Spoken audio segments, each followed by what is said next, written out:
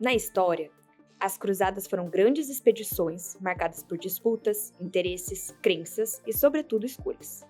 Nesse contexto, o que estava em jogo não eram as batalhas entre certo e errado, e sim as decisões sobre quais caminhos seguir, quais prioridades assumir e quais recursos mobilizar. Ao longo dessas jornadas, os rumos eram definidos no percurso e a partir de decisões concretas. E é justamente essa lógica de escolha que ajuda a iluminar os desafios das políticas públicas de hoje. Algumas cruzadas tornam isso evidente. Nem sempre o destino declarado é o que se concretiza. A Quarta Cruzada, em 1202, por exemplo, tinha como objetivo Jerusalém, mas acabou desviando seu curso e resultando na tomada de Constantinopla, influenciada por interesses políticos e econômicos. Ao trazer essa analogia, a ideia de cruzada nas políticas públicas traz a ideia sobre um percurso, um processo em que diferentes caminhos estão postos e que as escolhas feitas ao longo do trajeto definem os resultados. Nas políticas públicas, é preciso olhar para os incentivos e, principalmente, para os caminhos que eles induzem, pois são eles que orientam na prática as decisões ao longo do percurso. E, quando olhamos para a educação infantil no Brasil, vemos uma cruzada em curso, um campo que avançou na definição de diretrizes, mas em que os caminhos efetivamente percorridos, em um cenário de lacuna de incentivos, nem sempre conduzem ao que é esperado.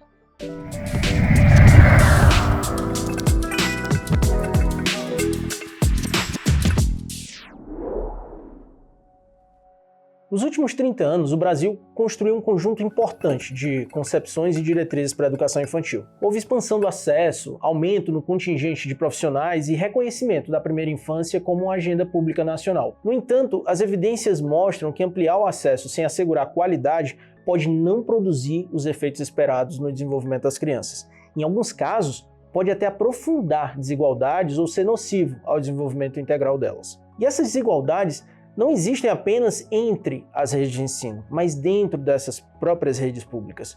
Temos desigualdades tanto entre as redes em diferentes municípios, em diferentes regiões, quanto entre as escolas dentro de um mesmo território, por exemplo. Uma evidência recente de uma rede de ensino no norte do país, estudada pelo LEPS, mostrou que crianças cujas mães tinham maior escolaridade tinham acesso a práticas de leitura de livros de história com maior qualidade, enquanto crianças cujas mães tinham menor escolaridade recebiam práticas de menor qualidade, ou sequer tinham acesso a elas. Essa diferença importa, porque a qualidade das experiências vividas pelas crianças tem impacto direto nas suas aprendizagens e desenvolvimento integral. Por exemplo, evidências do mesmo estudo mostram que a mudança de uma criança de uma turma de menor qualidade para uma turma de maior qualidade pode representar ganhos equivalentes a mais de meio ano letivo na pré-escola. O que caracteriza essa qualidade? O estudo citado mostra que as crianças aprenderam mais quando as práticas realizadas pelas professoras apresentavam 3 aspectos. O primeiro, quando as crianças durante as práticas eram convidadas a explorar materiais e a falar. O segundo, as crianças tinham seus ritmos respeitados, além de não vivenciarem tempos de espera. Tempos esses em que a criança não realiza nenhuma atividade. O terceiro, as crianças vivenciavam interações acolhedoras, como momentos em que a professora promovia oportunidades para negociação de conflitos. É nesse contexto que os documentos como a BNCC e os Parâmetros Nacionais de Qualidade e Equidade ganham relevância ao traduzirem para as redes o que significa qualidade na prática. Um avanço importante foi a organização do currículo por campos de experiência, deslocando o foco de conteúdos isolados para aprendizagens construídas nas vivências do cotidiano. Isso significa, por exemplo, que a criança aprende matemática ao contar quantos colegas tem em sua turma, quantos quarteirões existem até chegar em sua escola, e não apenas ao repetir sequências de números de forma descontextualizada. Embora seja importante, realizar apenas isso não garante aprendizagens úteis para a vida. Mas você sabe o que acontece na prática, dentro das unidades? O que percebemos é que o caminho percorrido nem sempre acompanha essas orientações. O Estudo Nacional sobre a Qualidade da Educação Infantil, feito em 2022, mostrou que mais de metade das turmas não tinha momentos de leitura de história na rotina. Também foram observados, em mais de 10% das turmas, a presença de interações negativas entre adultos e crianças, como, por exemplo, puxões de orelha. Diante disso, ainda existe um percurso entre o que prevêem as diretrizes nacionais e o que realmente tem sido implementado no cotidiano das redes de ensino. A pergunta que se coloca não é apenas sobre o que está previsto, mas como garantir que as crianças realmente aprendam, cumprindo essas diretrizes previstas para a etapa.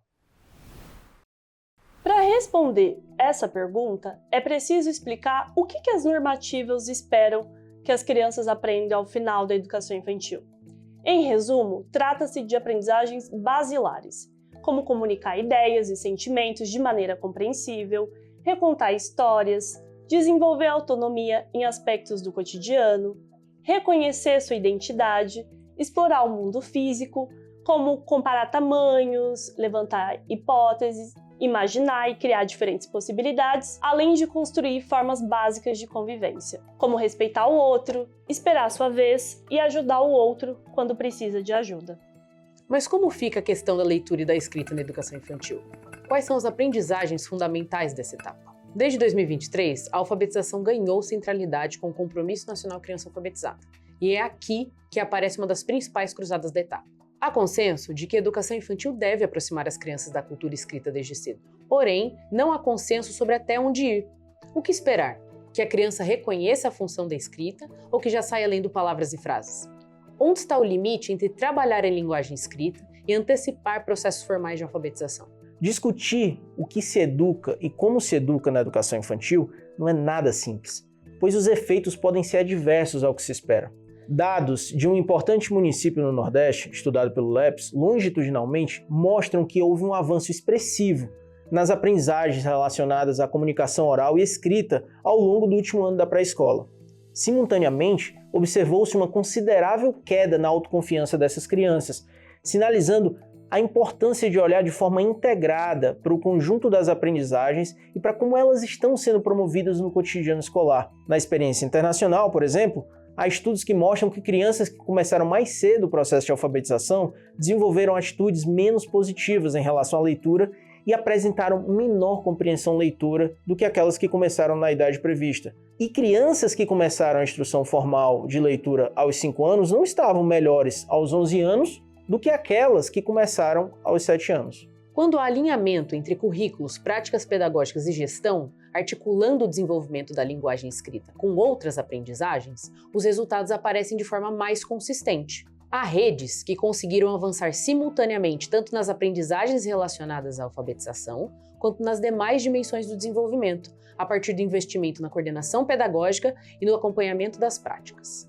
E o que dizem as normativas sobre isso? Os documentos normativos da educação infantil descrevem elementos importantes para a aproximação com a cultura da leitura e escrita, mas não colocam de forma explícita qual é o papel da etapa em relação à alfabetização. E esse não dito não é neutro. Ele abre espaço para diferentes interpretações nos municípios, o que faz sentido em uma base nacional, mas também amplia o risco de desalinhamentos na implementação. Isso mostra que a cruzada não está apenas em iniciar a alfabetização ou não na educação infantil, mas na distância entre o que as diretrizes indicam e o que de fato chega às crianças no cotidiano. E isso nos leva de volta à questão central. As normativas por si só são suficientes para orientar as decisões? É sabido que os documentos orientadores nacionais, como a BNCC, possuem caráter referencial e orientador. Por isso, é esperado e necessário que os municípios adaptem suas orientações aos contextos locais. Quando se afirma que a BNCC não explicita diretamente a alfabetização na educação infantil, o ponto não é dizer que não haja elementos sobre esse processo na base, ou defender maior prescrição curricular, mas discutir como as diferentes políticas nacionais se articulam para reduzir ambiguidades na implementação curricular nos municípios. Pois, na educação infantil, o ponto central do debate não está na alfabetização e letramento mais amplo, que é essa a inserção na cultura escrita, mas na alfabetização entendida em sentidos mais restritos, a apropriação do sistema de escrita alfabética, especialmente nos processos de codificação e decodificação, isso é, das relações entre sons, letras, sílabas e palavras. A questão colocada é se esse último deve ou não ser iniciado de forma sistemática na educação infantil. E se sim, Até onde ir? E, sobretudo, o como realizar isso. Nesse sentido, há relativo consenso de que a inserção da criança na cultura escrita se inicia muito antes de sua entrada na educação infantil, desde o nascimento, por meio das interações sociais da escuta, da linguagem oral, do contato com livros, narrativas de diferentes gêneros textuais, símbolos e usos sociais da escrita. Reconhece-se a importância de que a educação infantil deve promover experiências que possibilitam que as crianças desenvolvam familiaridade, interesse e participação em práticas de leitura e escrita. Por outro lado, na prática, observa-se que diversas redes de ensino, especialmente após a centralidade adquirida pela agenda da alfabetização no âmbito do Compromisso Nacional Criança Alfabetizada, têm antecipado experiências e até mesmo metas relacionadas à leitura de palavras, frases e, em alguns casos, a fluência leitora já na pré-escola. As normativas são fundamentais, mas não basta. É preciso olhar para os incentivos que organizam a política pública, porque são eles que, na prática, orientam as decisões no cotidiano das redes. O Compromisso Nacional Criança Alfabetizada, por exemplo, está associado a metas, indicadores e mecanismos de financiamento. Isso pode gerar pressão por resultados, inclusive na educação infantil. As questões colocadas nesse cenário são: quais práticas esses incentivos induzem? Quais decisões se tornam mais prováveis? E quais riscos podem trazer para a identidade da etapa? Hoje, no SAEB da educação infantil, são avaliados os insumos, condições de oferta e frequência. Mas os próprios documentos oficiais já avançaram para uma concepção mais ampla de qualidade, que envolve a qualidade das práticas pedagógicas e quais são essas aprendizagens fundamentais para a etapa. Ao mesmo tempo, existe um receio legítimo de que avaliar práticas e aprendizagens possam reforçar modelos mecanicistas, gerando treinos para avaliação ou penalizando justamente as redes que mais precisam de apoio. Apesar de existirem discussões com o SAEB para avaliar a qualidade do trabalho pedagógico, isso ainda está distante da sua implementação.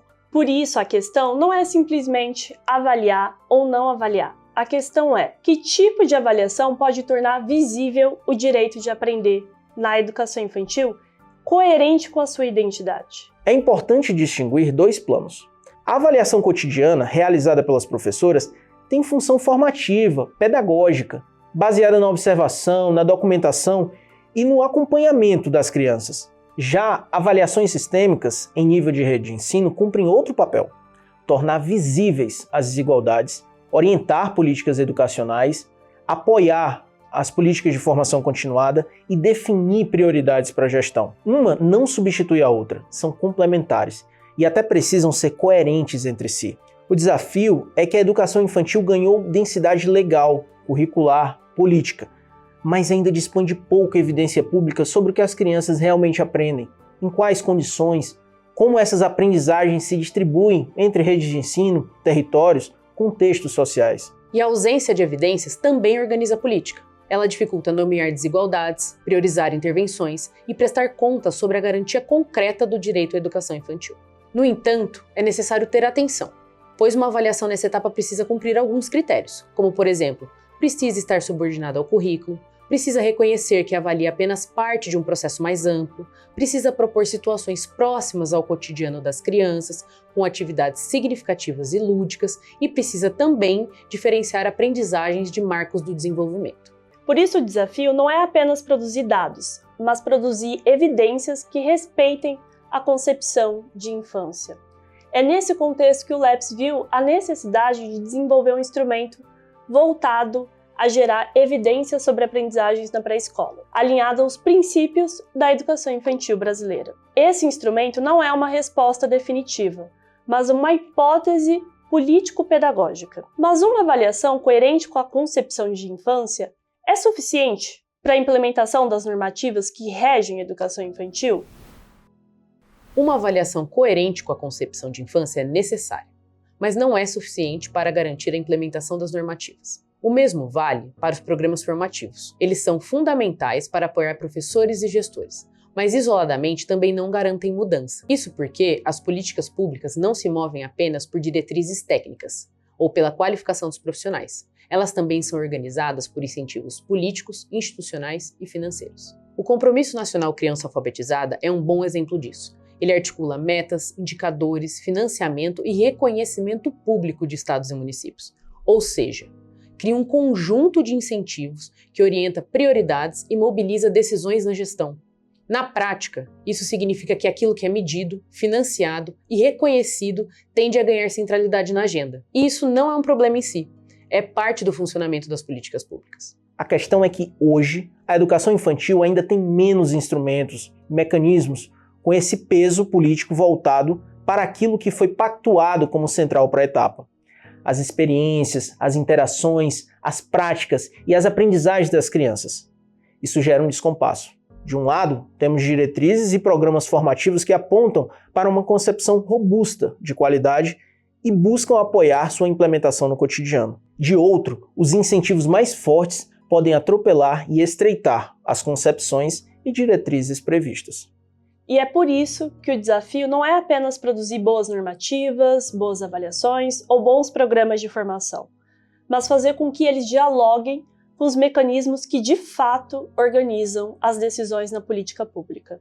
Além disso, é importante considerar que ao longo de todo o ciclo dos anos iniciais do ensino fundamental, estamos lidando com crianças, o que reforça a importância de dar continuidade às formas de conceber e organizar o processo educativo. Em outras palavras, é preciso que aquilo que a educação infantil valoriza, as aprendizagens das crianças, a qualidade das práticas e interações, também ganhe visibilidade, mensuração e relevância nos espaços de decisão. Só assim, essas dimensões deixam de ser apenas princípios orientadores e passam a influenciar de forma concreta as escolhas feitas no cotidiano das redes. No fundo, a atual cruzada da educação infantil é sobre quais incentivos precisam ser desenhados para que, de fato, as diretrizes sejam implementadas.